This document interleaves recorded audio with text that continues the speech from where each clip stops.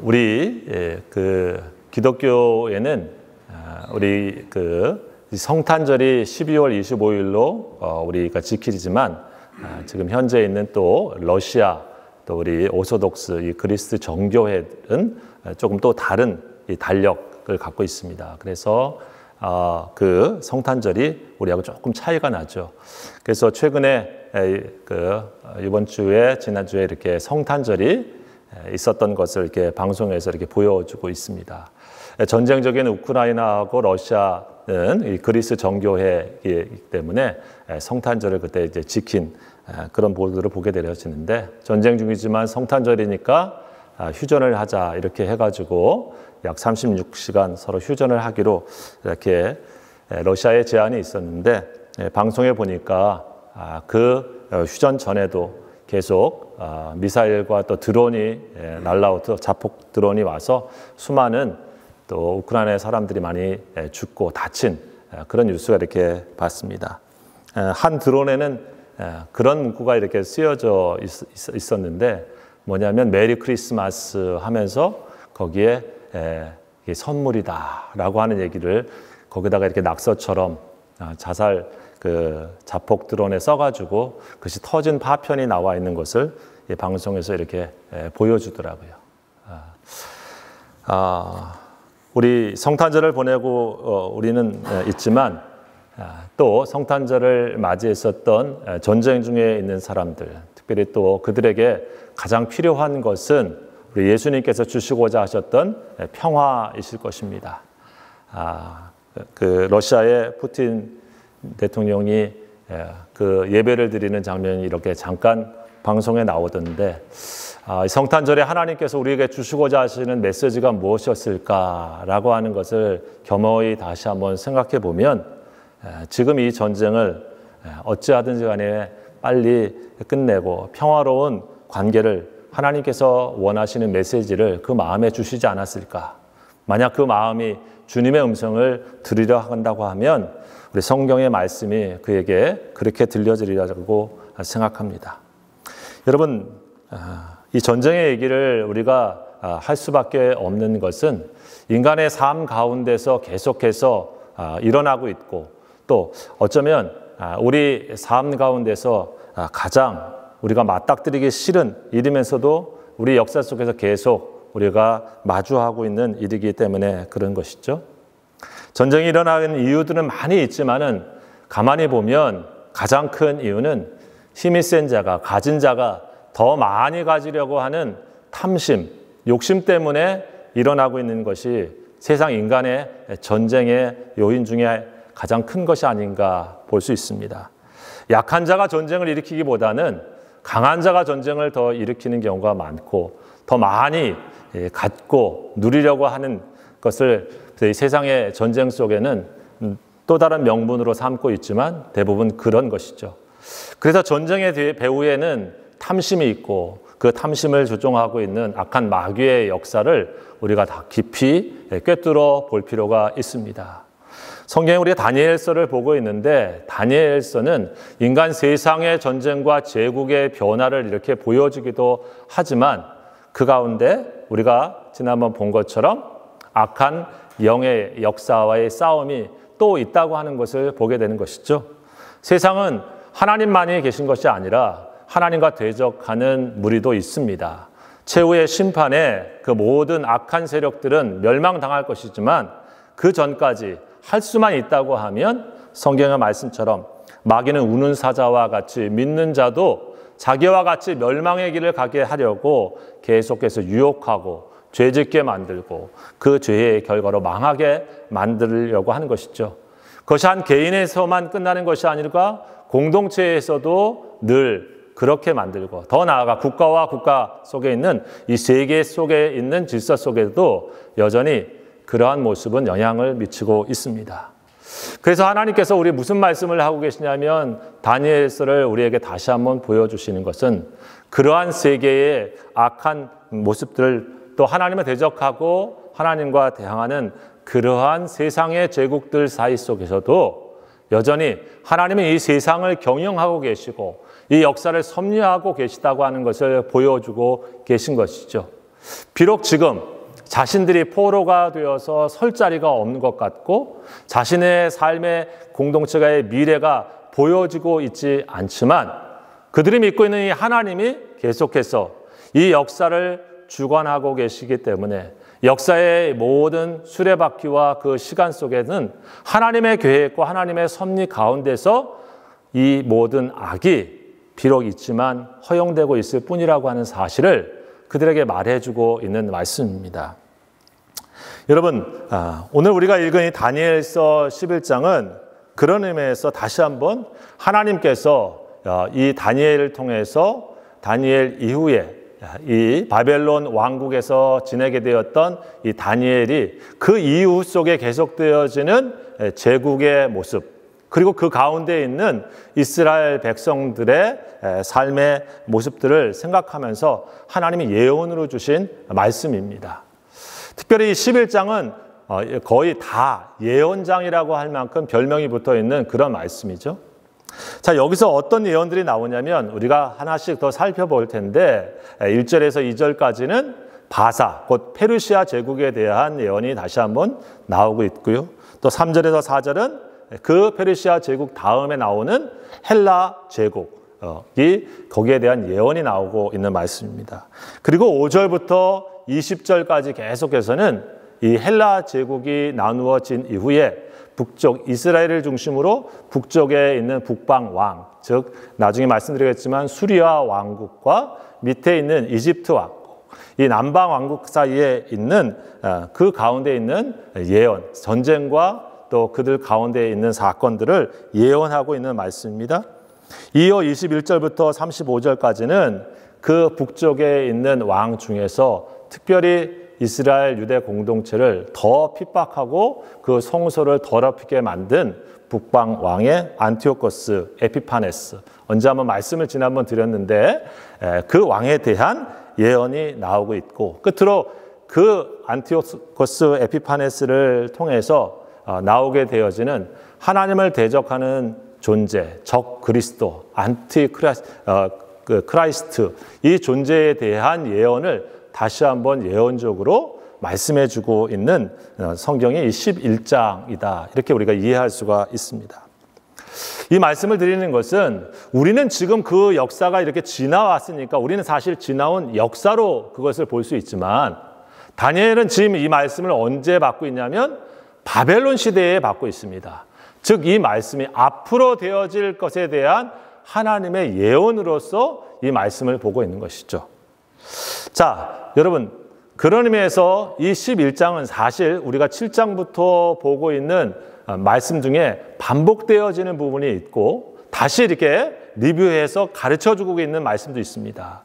그래서 사실 여러분 집에 가서 가만히 살펴보시면은 우리가 7장에 이게 짐승, 네 짐승에 대한 환상을 이렇게 본 것이 설명되어 있는데 거기 각자 그것이 반복되고 있는 것을 우리가 이해할 수가 있는데 각 장마다 약간씩의 더 강조점과 또 예언에 대해서 하나님께서 알려주시고 계신 부분들이 조금씩 포인트가 다르고 있다고 하는 것을 우리가 살펴볼 수 있는 그런 내용이죠.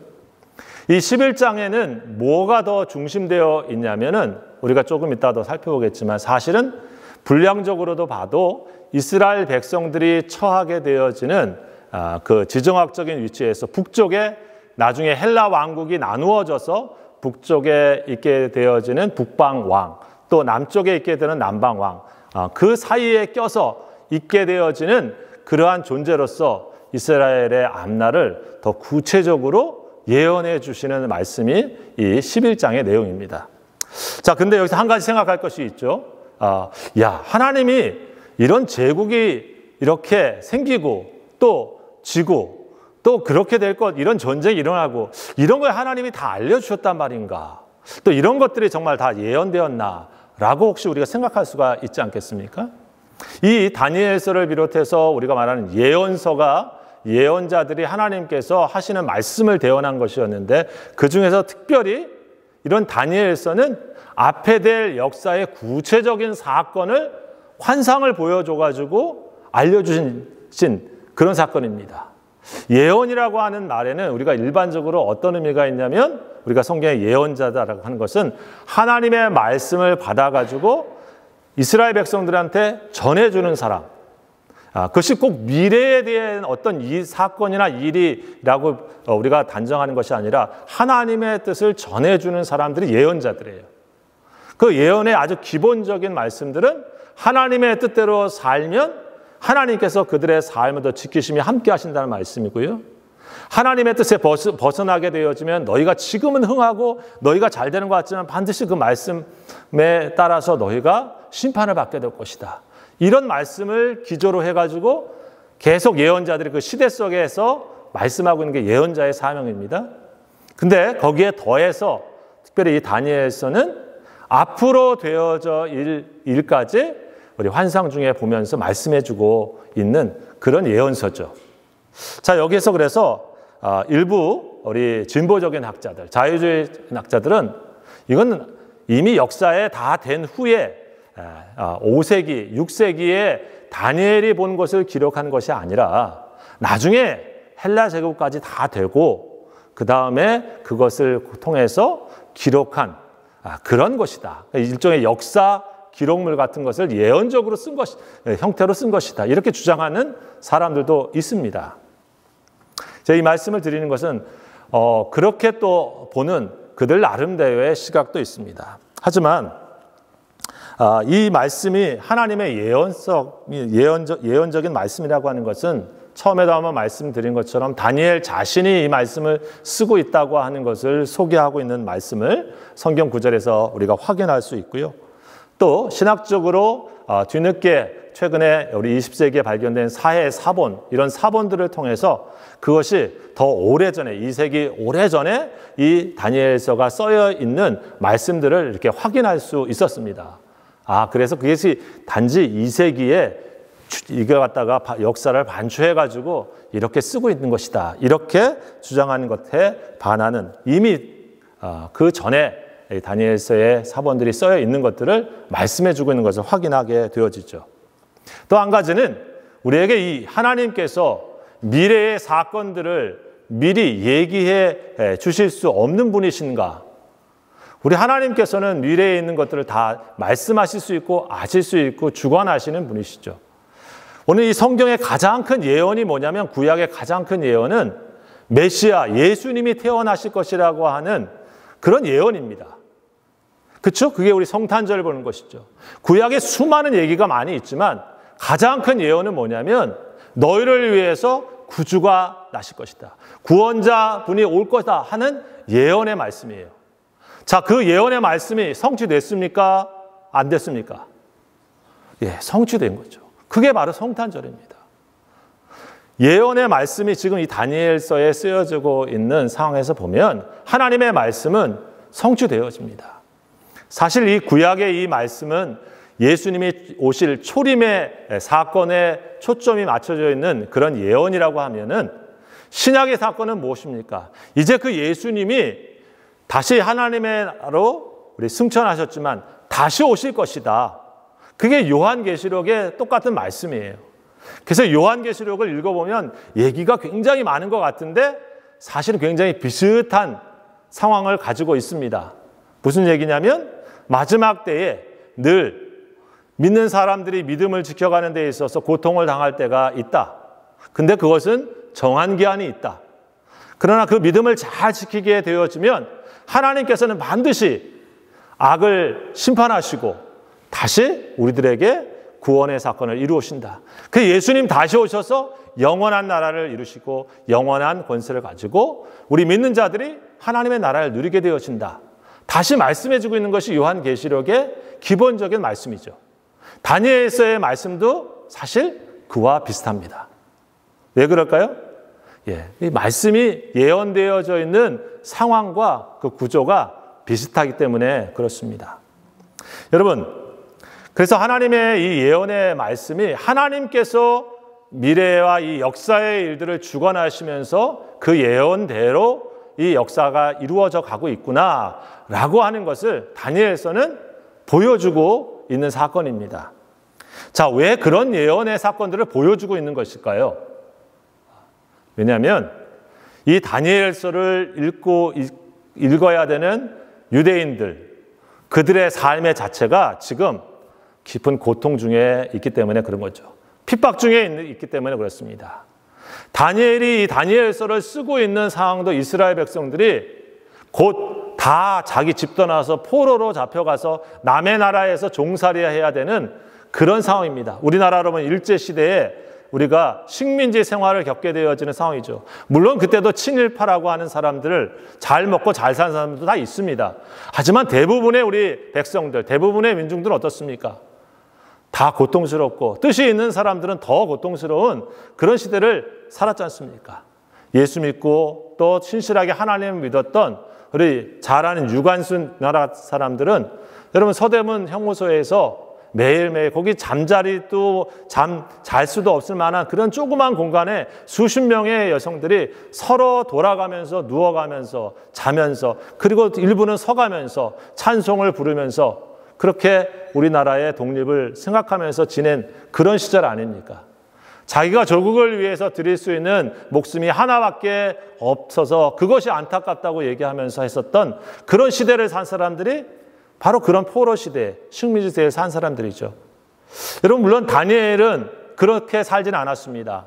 나름대로 왕족으로서 엘리트처럼 그 왕궁에서 인정받으며 살았지만 수많은 예루살렘에 있는 사람들과 그 사람들은 이 포로 시기에 여러분 집 떠나가지고 자기의 있던 모든 터전을 원하지도 않는데 이곳에 와서 살고 있는 그 사람들에게 있어서 그 삶 자체는 깊은 고통이었지 않겠습니까?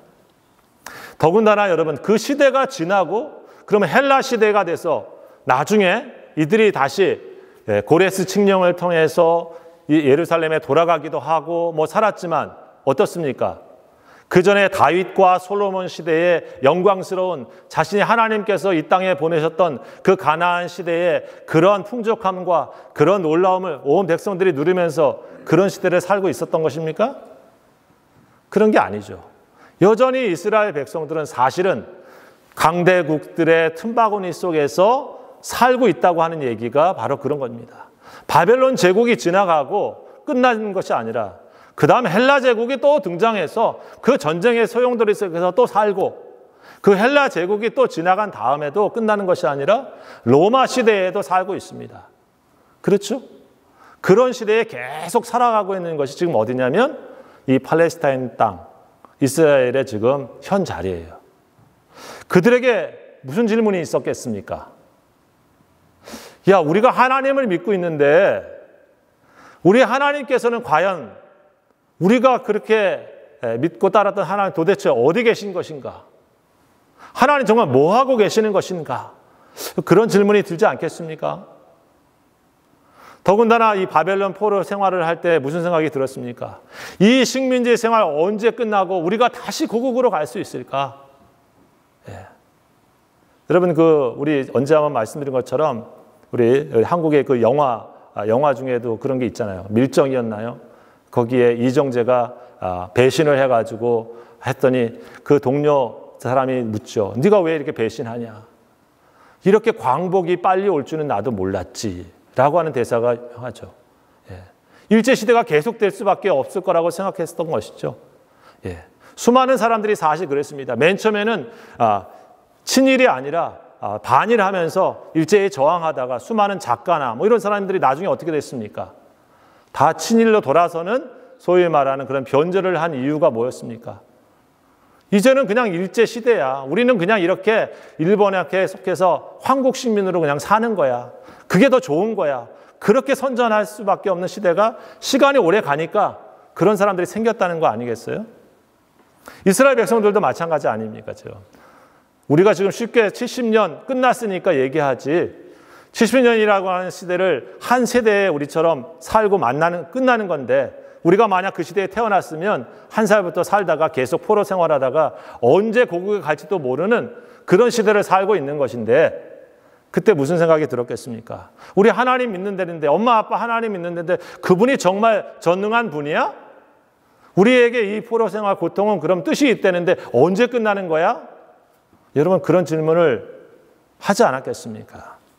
우리가 마치 생각지 못한 고통을 만나기도 하고 또 우리가 큰 실패를 만날 때도 하나님이 왜 우리에게 이런 일을 허락하시지? 그런 질문이 당연히 들고 이런 고통이 언제 끝나지 하는 얘기를 우리가 수없이 드리는 것처럼 사실 이스라엘 백성들은 한 사람도 아마도 예외 없이 그런 질문과 그런 깊은 마음의 고통을 가지고 있었던 거죠.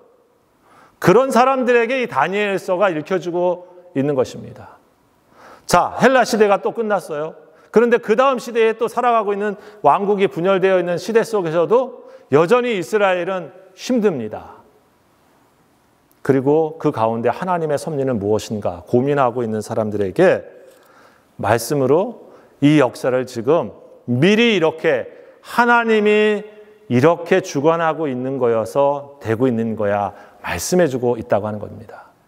야, 이거 어떻게 되는 거야 세상이? 거기에 한 가지 답은 주께서 그것을 허용하셔서 이렇게 된 거야. 여러분 다니엘서 1장을 우리가 제일 처음 설교하면서 1장에 나오고 있죠. 이 바벨론이 처음 왕은 얘기 나오면서 거기에 뭐라고 나와 있습니까? 우리 느부갓네살 왕, 바벨론 시대가 시작되면서 그 느부갓네살 왕이 여호야김 시대에 그 성전에 있는 기물들을 갖고 갔다. 그게 1장의 여러분 내용이죠. 그런데 1장에 제가 한번 읽어드렸고 설교했는데 1장 2절에 그 말씀이 이렇습니다. 주께서 유다왕 여호야김과 하나님의 전 그릇 얼마를 그의 손에 넘기시매. 누가 넘기셨다? 주님께서 그 손에 넘기신 거야. 하나님께서 그걸 허용해 주셔가지고 지금 바벨론의 왕 느부갓네살이 그렇게 된 거야. 그 느부갓네살 왕이 알든 모르든 하나님이 지금 허용하셔서 이스라엘 백성들이 지금 거기 가 있는 것이고 그 성전의 기물들이 바벨론에 있는 그 보물창고에 들어간 거고 너희들이 거기 가 있는 게 힘이 없어서 뭐 하나님이 없어서가 아니라 하나님이 지금 그걸 갖다 허용하셔서 너희가 거기 있는 거야. 이 역사는 하나님께서 주관하고 계시고 너희들의 삶은 하나님과 함께 있어 말씀해주고 있는 것이 다니엘서의 얘기예요. 시대와 그리고 제국이 바뀌어도. 그래서 무슨 마음을 가지라고 하는 것입니까? 이 역사에 보이지 않는 거대한 이러한 제국과 왕들이 출몰하지만 그 가운데 이 역사를 섭리하고 계시고 이 수레바퀴를 돌리고 있는 분이 하나님이야 라고 하는 말씀을 강하게 말씀하고 있는 거죠. 하나님께서 뒷짐지고 계셔서 너희가 힘든 게 아니다. 하나님께서 지금 몰라가지고 너희가 지금 포로 생활하고 있는 것이 아니다. 지금도 하나님은 너희를 위하여 이 역사 속에서 일하고 계신다. 여러분, 하나님은 일하고 계시는 것이에요. 하나님이 역사하고 있는 시간이 없는 역사는 없는 것입니다. 여러분, 그것이 다니엘서가 이 역사의 예언을 해주고 있는 얘기입니다. 그 말은 무엇입니까? 오늘 예수님 이후에도 살아가는 우리들에게 있어서 주님 오실 때까지 악이 비록 강하고 주님 믿는 믿음이 흔들릴 수밖에 없는 순간에 처하고 역사의 먹구름이 다가오는 그 순간에도 주님께서 지금도 이 역사 속에서 일하고 계셔. 이걸 잊지 마. 마지막에 주님께서 역사를 정하신 때에 심판하실 때가 있어. 이걸 잊지 마. 이 말씀을 하고 있는 것이 요한계시록의 말씀이고 오늘 우리들의 살고 있는 그 시대의 사람들이죠.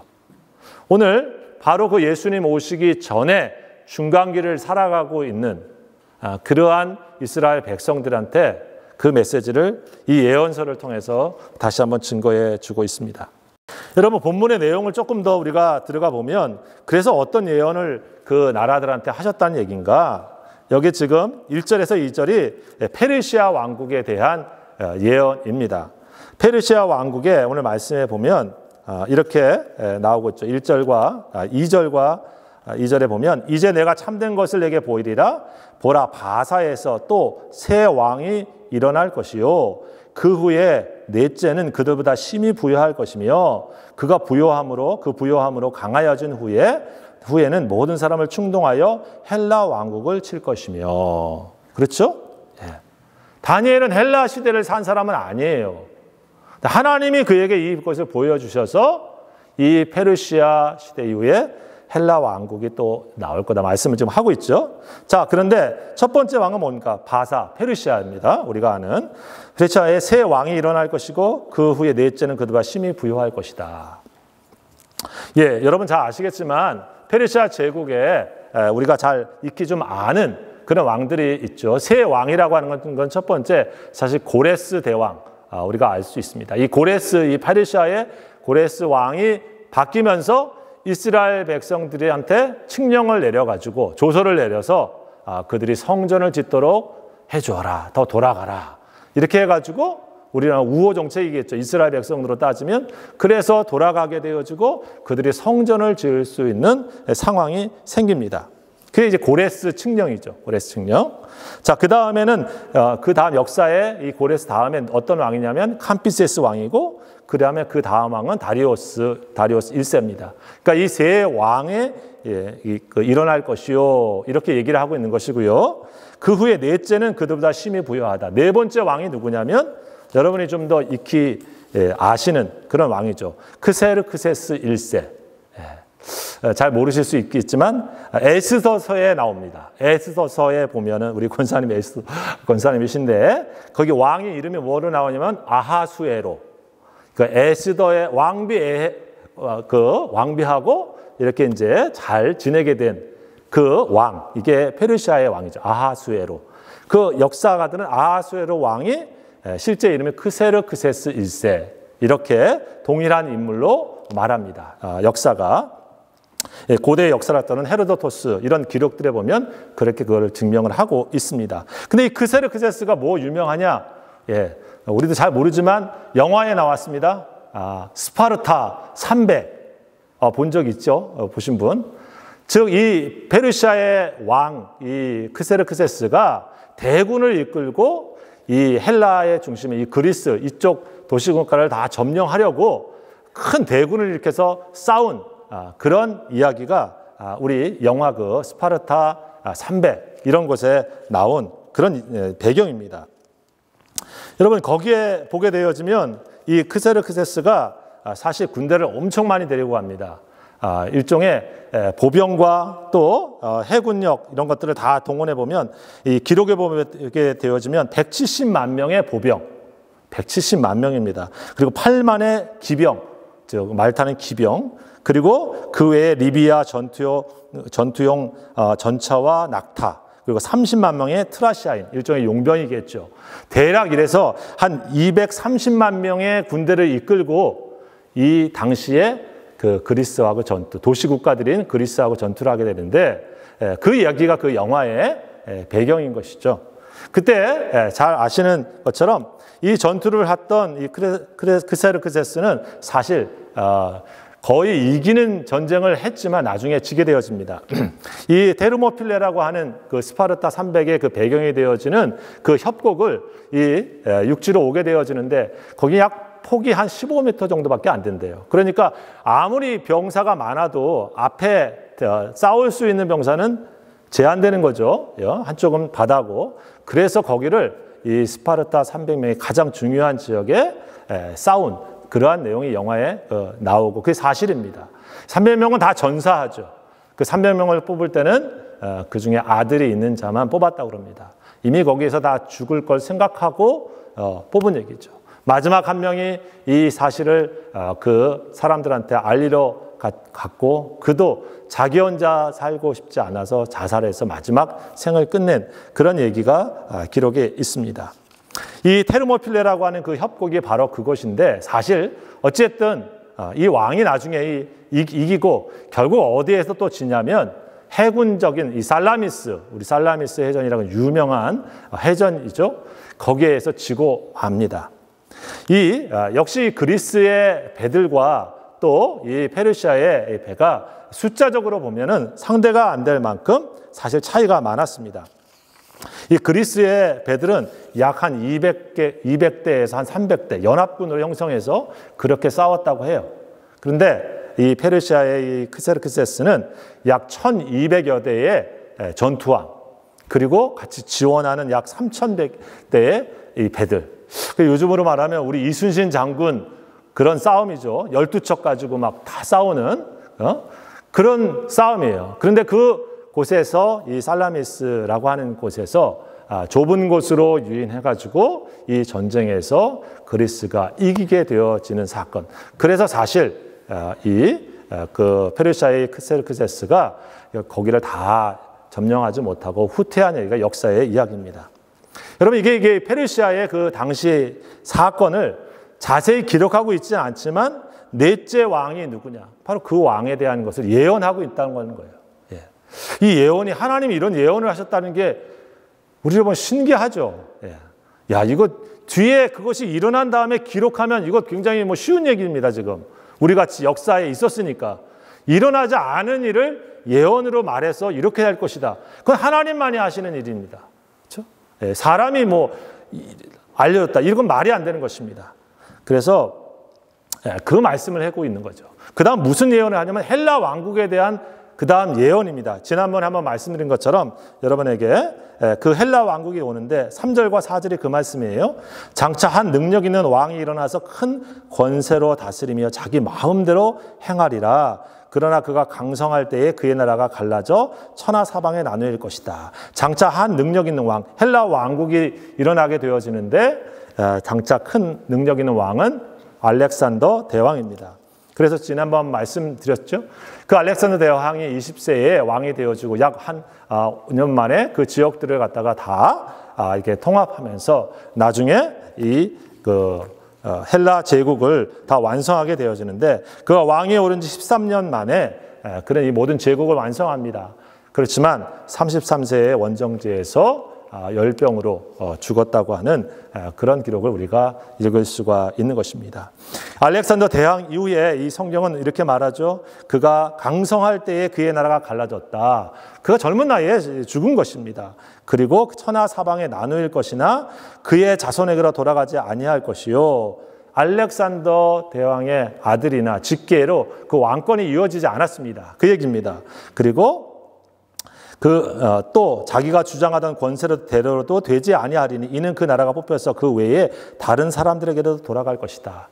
여러분 그래서 한번 언급되었는데 이 헬라 왕국은 4개의 알렉산더 이후에 나누어지게 되어졌습니다. 그 장군들에 의해서. 자, 그런데 그 4지역들이 이 헬라 왕국이 넓었는데 나눠졌는데 뭐가 중요하냐면 이스라엘을 지금 중심으로 지금 7장부터 12장까지는 쓰고 있는 그런 말씀이라고 했어요. 그렇죠? 히브리어로.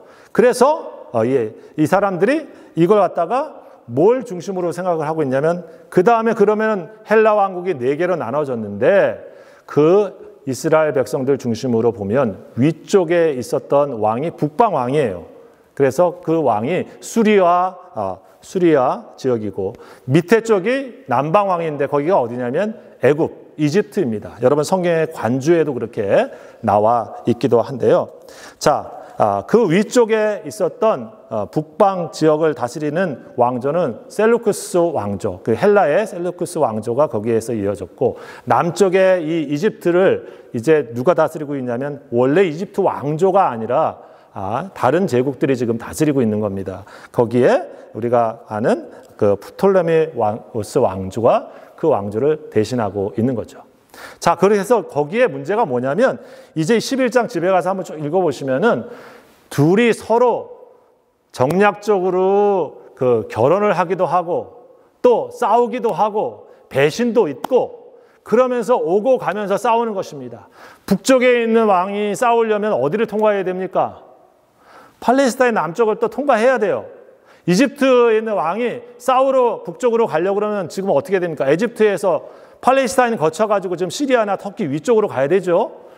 맨날 전쟁터가 되어지는 곳이 바로 지금 이스라엘의 운명에 대한 얘기를 지금 해주고 있는 거예요. 이게 전쟁 얘기구나. 아, 좋구나. 뭐 재밌나? 뭐 여기가 저기가 싸우네? 전쟁터에 있는 사람은 그게 아니죠.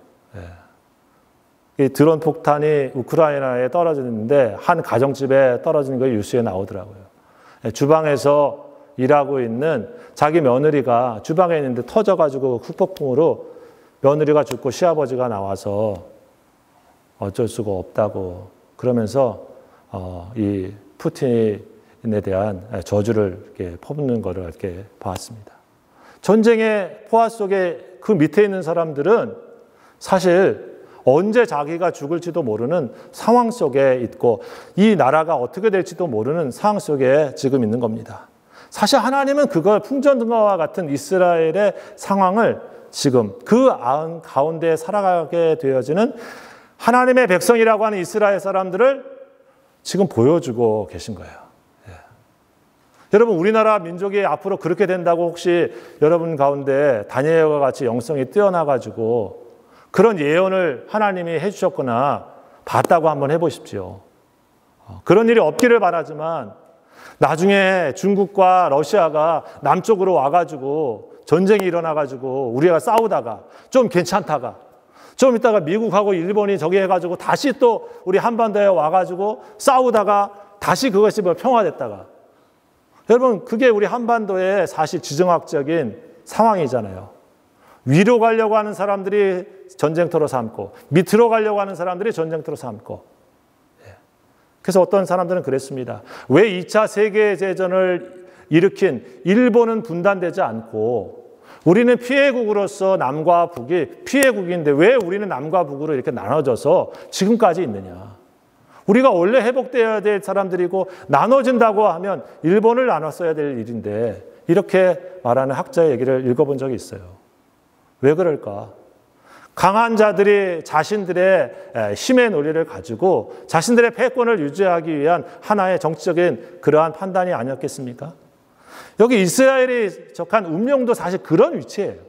그건 꼭 우리에 있는 위치하고 많이 흡사합니다. 그래서 오늘 그 얘기를 해주고 있는 거예요. 하나님께서 너희가 앞으로 걸어가게 될 상황이 이렇다. 그게 위쪽에 있는 이 남쪽에 있는 프톨레메 왕조, 위에 있는 셀루쿠스 왕조, 그 가운데 얘기를 지금 남방왕, 남쪽에 있는 왕, 북쪽에 있는 왕으로 설명을 해주고 있습니다. 그래서 거기에 나오고 있는 것이 우리가 읽은 6절에 보면 몇 해 후에 그들이 서로 단합하리니 곧 남방왕의 딸이 북방에 가서 화친하리니 그러나 그 공주의 힘이 쇠하고 그 왕은 서지도 못하고 권세가 없어질 뿐 아니라 그 공주와 그를 데리고 온 자가 그를 낳은 자와 그때에 도와주던 자가 다 버림을 당하리라. 이 얘기는 뭐냐면 남쪽에 있었던 이 왕조에서 공주를 보내서 요즘으로 하면 정략 결혼시킨 역사입니다. 베로니아는 그러한 역사의 기록이에요. 그 얘기를 지금 이렇게 해주고 있는 것입니다. 역사의 기록으로 보면 역사의 기록을 그냥 이렇게 한 것처럼 보이지만 하나님의 예언으로 보면 하나님께서 이러한 일들까지 일어날 것을 예언해 주고 계시다. 이렇게 말씀하고 있는 것입니다. 자, 여러분, 이스라엘 백성들에게 있어서 그래서 이 예언의 말씀은 중요한 것이죠. 학자들이 예수님이 어디에 태어날지 연구해 보니까 다 알았죠. 그렇죠? 베들레헴입니다. 헤롯 왕이 어디 나는 거야? 했더니 다 알았습니다. 아, 베들레헴입니다. 거기 찾아가가지고 메시아가 거기 날 것이라 생각하면서 간 유대인은 있는 겁니까? 예언의 말씀을 알기는 알았지만 진짜 그 하나님의 말씀으로 받아들일 사람들은 아니었던 것이죠. 동방의 박사들은 그 말씀을 그들의 것으로 받아들이면서 주님을 향해서 나아가면서 주님께 경배한 그런 사람들인 것입니다. 오늘날도 마찬가지예요. 이 하나님의 예언의 말씀을 우리가 다시 한번 이 예언의 말씀으로 듣는 것은 주님께서 역사의 주관자로서 우리에게 하신 말씀을 하나님의 하신 말씀을 우리가 듣고 믿고 그 예언의 말씀을 깨닫고 살아가는 우리들이 다니엘처럼 이 시대에 하나님의 말씀을 바르게 전해주고 그 하나님의 말씀을 믿고 사는 사람답게 우리 주님을 경배하며 따라가는 그런 삶을 살아가야 여러분 그것이 참으로 주님의 예언을 믿고 살아가는 사람들 아니겠습니까? 신약에 남겨져 있는 마지막 예언은 무엇입니까? 우리 주님께서 우리에게 왕으로 오신다 하시는 말씀뿐입니다. 다니엘에서도 언제 한번 말씀드린 것처럼 제국은 이렇게 명하지만 주님의 권세와 주님의 나라는 계속될 것이다라고 하는 것이 다니엘서의 똑같은 메시지예요. 이스라엘 나라는 없어지고 이스라엘에 보이는 왕의 권세는 없어진지 모르지만 너희가 믿는 하나님의 권세와 너희가 믿는 하나님의 나라는 이 역사 속에 있고 영원하고 영원하고 영원하다 말씀하고 있는 것이 다니엘서의 말씀인 것처럼 똑같아요. 신약의 말씀도. 주님의 나라가 영원하고 영원하다. 그러면 이 말씀을 믿는 사람들에게 어떤 도전을 주는 것입니까? 오늘을 우리의 현실의 눈으로만 보지 말고 믿음의 눈으로 바라보면서 하나님 앞에서 오늘 우리가 주님의 말씀을 맡은 자로 이 예언의 말씀을 읽고 깨달은 다니엘과 같이 역사를 조명해 주면서 이 시대 속에 이런 전쟁과 제국의 다툼이 있지만 그 역사는 계속해서 하나님을 향해서 가고 있고 주님이 이 세상에 심판하신 그때까지 향해서 가고 있다. 그 역사를 바라보면서 뭘 얘기를 하고 있는 것입니까? 이스라엘 백성들에게 너희가 늘 하나님께로 돌아와라. 늘 하나님의 백성으로 살라. 라고 하는 말씀을 하고 있는 것입니다. 다니엘은 이 예언을 깨달으면서 기도했죠. 그 기도의 내용을 한번 우리가 확인했습니다. 그 기도의 중심이 무엇이었습니까? 내가 이 놀라운 예언을 깨달았어. 내가 얼마나 신비한 사람인 줄 알아? 이런 것이 절대 아닙니다. 하나님의 말씀을 깨닫고 회개하면서 그가 성경에 나온 말씀은 내 죄와 우리 조상들의 죄를 하나님께 자복하고 라고 하면서 회개하면서 주님께 자비를 구하고 주여 용서해 주십시오. 주여 긍휼히 여겨 주십시오. 주여 우리를 위하여 행하여 주십시오. 라고 기도하면서 하나님 앞에서 중보자로 서 있는 모습이 다니엘의 모습이죠. 여러분 오늘 믿음의 사람들도 마찬가지로 믿습니다. 우리가 이 시대를 다시 한번 살아가고 있을 때 우리는 어떤 자리에 서야 되는 것인가? 우리 하나님의 말씀을 깨달은 자로 살 뿐 아니라 이 역사 속에서 역사에 우리는 그냥 방관자라든지 역사의 구경꾼이 아니라 역사의 주인이신 하나님의 주권을 붙잡고 하나님의 뜻이 계속해서 이 역사 속에 이루어질 수 있도록 킹덤 빌더처럼 하나님의 나라를 성취하고 이 세상 속에서 확장되는 사람과 같이 믿음으로 중보하고 기도하면서 우리 말씀을 맡은 사람으로서 살아가는 것. 그것이 오늘 이 시대에 살고 있던 다니엘 시대의 성도들에게 하나님께서 다니엘을 통해서 하시고자 하셨던 말씀이 아니었겠습니까? 우리 믿음의 귀한 지체들도 이 한 해를 우리가 또 많은 일들을 만나겠지만 그 가운데 말씀을 깨달을 때마다 내가 하나님 말씀을 내게 이 말씀 주셨구나 할 때마다 그 말씀을 더 붙잡고 겸손하게 우리 자신을 살피면서 그 말씀을 세상으로 주신 것은 내가 사명을 붙잡고 살라라고 하는 말씀을 붙잡고 기도하면서 주님의 사람으로 내 삶의 자리를 지켜가야 되겠구나. 여러분 이런 결단을 가지고 우리 믿음의 길을 걸어가는 우리 성도들 되시기를 우리 주의 이름으로 축원합니다. 기도합시다. 아버지 하나님, 세상이 혼탁해져 가고 전쟁과 난리의 소문이 있으며 어려워져가는 세상의 모습들을 우리가 보면서 하나님 우리는 다시 한번 이 역사의 수레바퀴를 움직이고 계시는 하나님의 손길을 볼 수 있게 하여 주시옵소서. 주께서 하나님 그 손에 넘겨주지 아니하시면 허용되어지는 일이 없는 것을 다시 한번 기억하면서 우리 주님의 섭리와 또 주님의 주권과 주님의 능력을 의지하며 매일을 하나님 나라의 성취자로 하나님 나라를 확장하는 주님의 백성으로 살아가는 우리 성도들 다 되도록 복 내려 주시옵소서. 예수님의 이름으로 감사하며 기도하옵나이다. 아멘. 이제는 우리 주 예수 그리스도의 은혜와 우리 아버지 하나님의 무한하신 사랑하심과 성령의 교통하시고 역사하시고 충만케 하시는 귀한 은혜가 오늘도 하나님 앞에 예비하고 세상으로 나아가는 성도들 머리 위에와 저들의 가정 위에 그리고 피 흘려 사신 몸된 교회 위에 지금부터 영원토록 함께 하옵시기를 간절히 축원하옵나이다. 아멘.